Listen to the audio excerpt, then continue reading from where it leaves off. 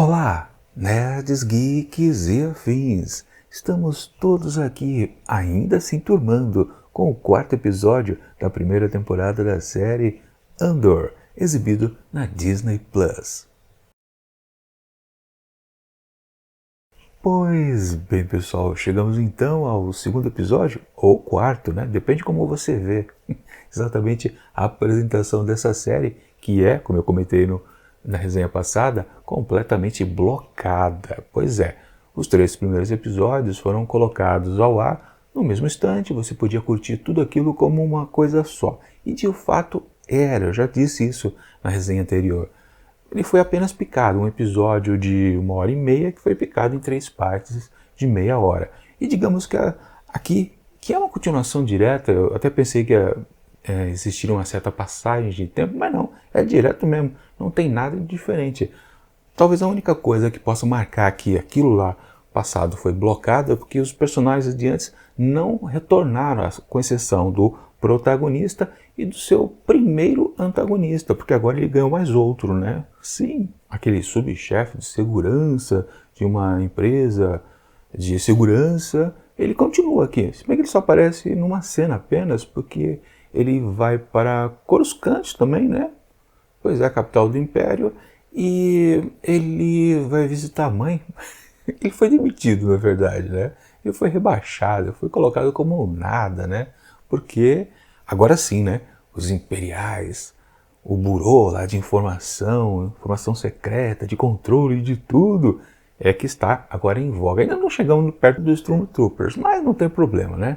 Agora temos uma coisa mais perto do Império que a gente tinha como antigamente, né? De qualquer forma, né? O Sírio, acho que é o Sírio o nome dele, né? Ele está presente, ele vai continuar como, claro, um antagonista de alguma forma. Mas é curioso que apareceu uma outra personagem que é praticamente uma cópia dele, que é a Dedra, que também, da mesma forma, parece estar numa posição inferior, mas quer galgar postos mais elevados, justamente mostrando o serviço. Foi a mesma coisa que o outro fez nos 3 episódios iniciais, e ela está começando a fazer a mesmíssima coisa, tentando passar por cima também de um cara que também está na disputa ali, de galgar outras informações, outras posições.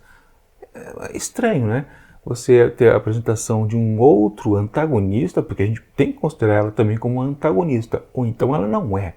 Isso que é uma coisa que a gente pode considerar, fazer uma certa, né, uma espécie de, por que é igual? A gente tem que duvidar mesmo. Talvez ela seja uma pessoa do bem, ou ele que vai se tornar do bem. Porque é estranho existir 2 antagonistas com a mesma pegada, o mesmo tipo de base. É estranho, realmente é. Um dos 2 com certeza vai bandear para o lado da Aliança Rebelde, mas não tenha dúvida disso, né? Porque senão fica meio esquisito. Mas, de qualquer forma, o que a gente tem mais a destacar aqui nesse episódio é que ele é muito mais simples do que o anterior, mas ao mesmo tempo que ele é talvez enxuto, ele é mais dinâmico, justamente na grande característica que é o texto, então, do autor, do showrunner Gilroy.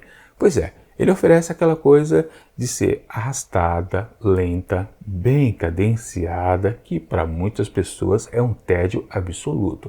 Só que eu achei muito mais eficiente esse episódio aqui, somente o episódio, o quarto episódio, muito melhor do que o resultado do conjunto dos 3 iniciais. Simplesmente porque vai direto ao ponto, e o ponto que ele chega é apenas nas questões de trabalhar o que está acontecendo. A rivalidade, o Império contra a Aliança. Sim, embora o Império também esteja meio que se estruturando de alguma forma, a Aliança também da mesma forma, mas não tem aquelas coisitas a mais que a gente viu nos episódios iniciais, onde a gente tinha, digamos, a coisa mais pessoal do protagonista. E a gente ficar sabendo sobre sua irmã, de uma amiga que tem um namorado ciumento, que tem uma mãe adotivo, um pai adotivo, que teve um passado na sua infância num planeta inóspito, numa situação estranha, caiu uma nave contaminada, não sei o quê. Era muito rococó, que no fundo, para mim, não funcionava.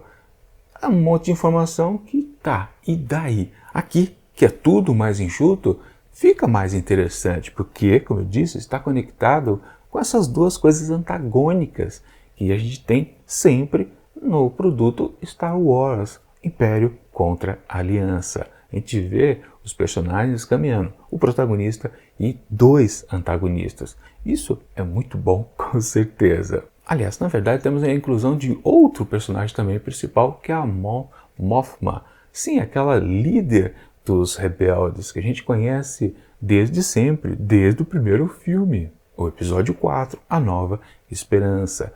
Claro que hoje em dia ela é interpretada por uma outra atriz, mas ela já está participando de todos os produtos, ela já esteve, né, no episódio 3, esteve em Rogue One e agora está em Endor. Muito bacana. Endor não, né? Andor. Endor é a lua lá, né? Enfim, lá do episódio 6. Pois é, onde tudo terminou. Talvez não tivesse ter continuado nos filmes. Enfim, o que vale? É um personagem interessante que aqui ela ainda é uma senadora, mas está ali por debaixo dos panos tentando estruturar a aliança rebelde junto com Rael. Muito interessante ela estar sendo ali, soldada, ela pode ter espiões para tudo quanto é lado. Tem uma coisa também, talvez que a gente possa considerar como mundana, que não tem mais agora para o Cassian, mas tem para ela, porque foi apresentado o seu marido. E ela tem uma rusga lá com ele, e provavelmente ele deve ser partidário das questões do Império, né? Não deve nem passar pela cabeça dele, acho que ser um rebelde, porque senão ela não estaria ali naquela situação de rusga para com ele, né? Bom, basicamente é tudo isso que acontece nesse episódio, tirando a parte, claro, do protagonista, que o Cassian, então, está participando de sua primeira missão, agora que ele foi recrutado pelo Rael para ser, né, um proto-rebelde, né? Ele está, digamos, passando pela sua primeira, digamos, prova de eficiência. Ele tem que ajudar um certo grupo rebelde também a simplesmente roubar toda a folha de pagamento imperial de um certo setor ali. Uma coisa super simples. Ele e mais 6 outros ousados intérpretes rebeldes.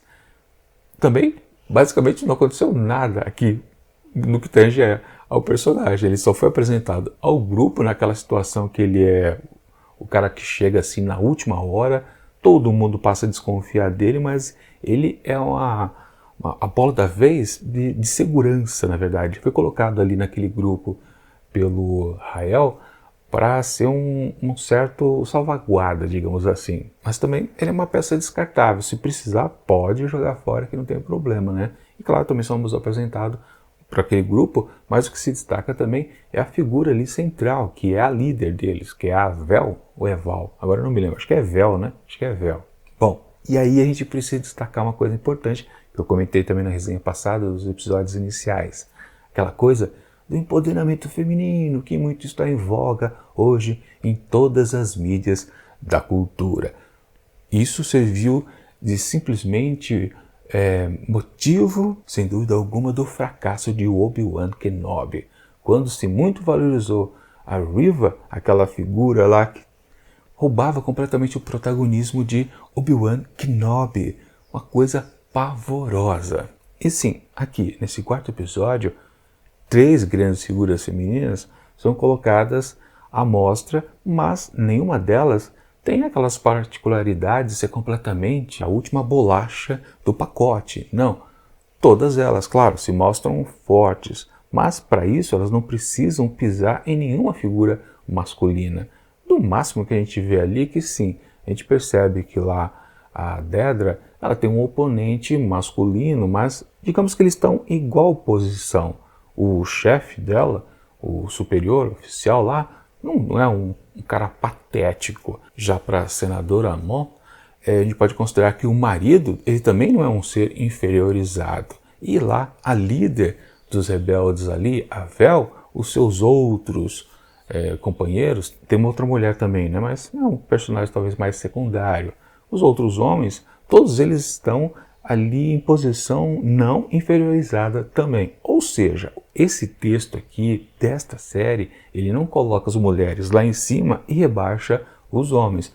Isso, num primeiro momento, aqui nesse quarto episódio, deixa bem claro, e parece que é uma tendência, né? A gente, quando Quando o texto já vai fazer essa marcação cerrada em cima das figuras masculinas, já faz isso desde o começo, né? Não espera passar 2, 3 episódios onde já pegou toda a audiência e depois começa a se vender, se mostrar verdadeiramente no que é, né? Não, realmente eles já falam isso logo de cara, você, né, vê 1, 2, 3 minutos de episódio, você já sabe, ih, vai começar.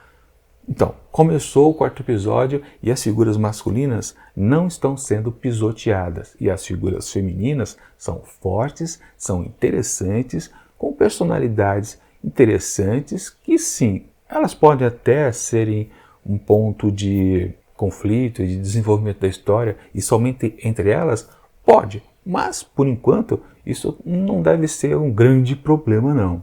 Isso porque o showrunner, responsável pelo texto geral, ele sim também trabalha as figuras femininas de uma maneira bastante interessante. Eu fiz a referência lá na primeira resenha que ele escreveu, dirigiu também, agora não me lembro, o Michael Clayton, que é aquele filme lá com George Clooney. Lá no filme tem uma figura feminina sensacional. Aliás, tudo gira em torno dela, né? Que é a grande antagonista ali. Enfim, sensacional. Que para quem não sabe, né, é a Tilda... Tilda, como é o nome da Tilda? Sobrenome? A anciã lá nos filmes da Marvel, né? Tilda Stanton, não? Acho que é, né? Acho que é. Grande atriz. E aquele papel lá no Michael Clayton também é ótimo. Enfim, ele sabe escrever sim figuras femininas fortes, densas, que oferece para nós, espectadores, um produto muito interessante de ser observado. Então eu acho que ele não vai pisar na bola e fazer a mesma coisa que foi feito com, né, ali nos moldes da Riva, lá em Obi-Wan Kenobi. Espero que não, eu acho que não vai acontecer isso mesmo, com certeza. Mas enfim, esse episódio, de novo, ele tem uma batida também ainda lenta, bem cadenciada, como era os 3 primeiros episódios iniciais, mas agora, como está mais enxuta a história, sem muitos derivativos ali que talvez não sejam interessantes para a pegada em si do que é Star Wars, então podemos considerar que nessa nova, digamos, estreia do produto, tá bacana, tá interessante. Bom, pelo que eu vi ali nos créditos, realmente parece que teremos mais um bloco de 3 episódios, ou seja, provavelmente os 2 próximos, ele se unirá a esse primeiro aqui num certo fecho, do mesmo jeito que foram os 3 iniciais. E depois, talvez, a coisa molde um pouquinho de figura, pelo que eu estava vendo de quem dirige os episódios. Mas, talvez sim, talvez não. Vamos ver como é que fica. De qualquer forma, esse novo início aqui de etapa é uma prova de fogo para o Cassian. Bom, claro, a gente sabe que ele vai se dar bem, ele vai se tornar um cara super respeitável ali dentro da aliança. Mas em que termos? Ele vai precisar se sacrificar muito ali nessa sua primeira missão? Ele vai ser, sim, o bote salva-vidas de todo mundo ali? Ou ele vai ter que tomar umas atitudes fortes de cumprir a missão até contra ali a própria líder, a Vel? Como é que tudo isso vai se desdobrar? É a parte mais interessante que me faz sim ficar curioso para um próximo episódio. Sim, eu fiquei muito mais empolgado com o produto aqui dessa semana do que tudo que a gente viu lá na semana passada. E sim, o texto aqui desse show é infinitamente distante do que foi lá em Obi-Wan Kenobi. Mas não tenho dúvida disso, né? Quando a gente pega um bom roteirista, a gente percebe logo de cara.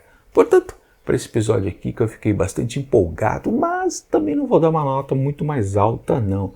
Na verdade, eu acabei atribuindo 3,5 asteriscos para o conjunto inicial, percebendo que a cada novo episódio foi um certo crescendo, na média acabei dando lá o 3,5, e para que esse quarto episódio também atribuo os mesmos 3,5. Sim, a série tem potencial para crescer cada vez mais, do mesmo jeito que já foi crescendo no começo ali, né? Então nesse novo bloco de 3 episódios, se começa agora com um 3,5, ele pode chegar a notas maiores com certeza, de acordo com o ritmo.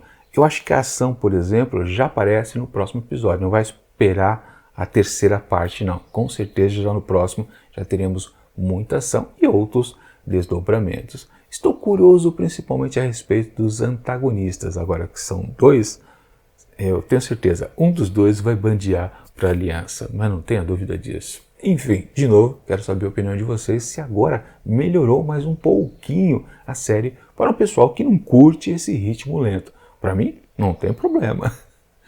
Agora me convenci que a série é interessante.